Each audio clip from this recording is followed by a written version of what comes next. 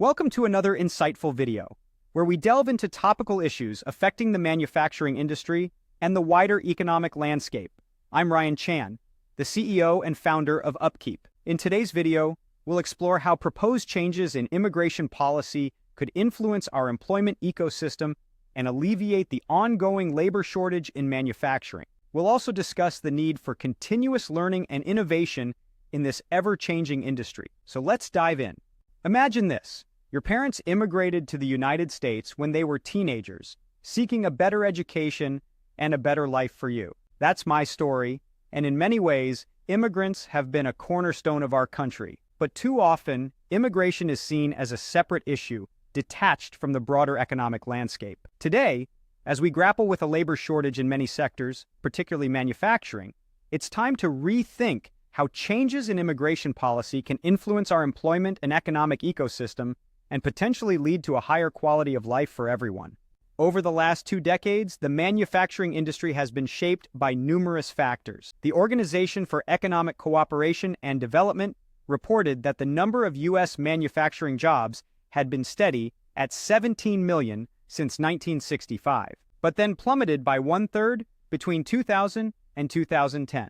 This was due to globalization, offshoring of production, automation and technology, and policy changes. Fast forward 10 years, and the COVID pandemic has intensified the problem, shutting down plants and increasing the number of jobs that can be done virtually or remotely. Meanwhile, seasoned manufacturing professionals are retiring, taking with them years of knowledge and experience. In 2017, nearly a quarter of the sector's workforce were aged 55 or older.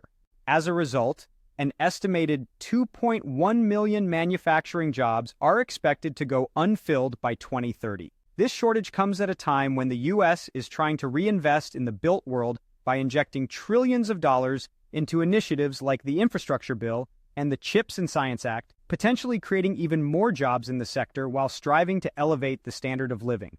Now, let's consider how proposed immigration policy changes might provide short-term relief. A recent article in Real Clear Policy suggested comprehensive bipartisan immigration reform, including aligning admittance policies with labor shortages, opening pathways to retain productive workers, and relaxing rules that require workers to leave the country during periods of unemployment. Interestingly, many international students struggle to find employers willing to sponsor them, having only 60 days to secure a new job before they take their skills back to their home countries. Other developed nations facing similar labor shortages have streamlined their immigration systems by considering an immigrant's education, experience, family ties, and language abilities, and by creating more direct routes to address specific labor needs.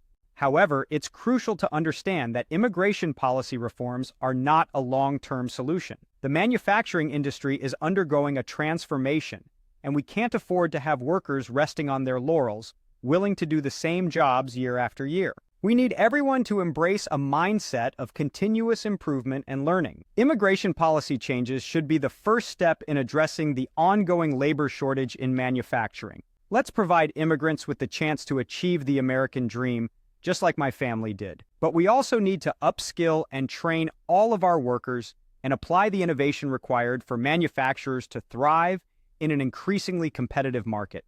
In conclusion, if we manage to do this successfully, I believe it will result in a higher quality of life for all of us. We're reinvesting in the built world and bringing manufacturing back to the U.S., but we can't do that without the right people. Let's find a way to link immigration policy back to our domestic industries that need skilled human resources, and then seize the opportunity to boost skill levels in the long run.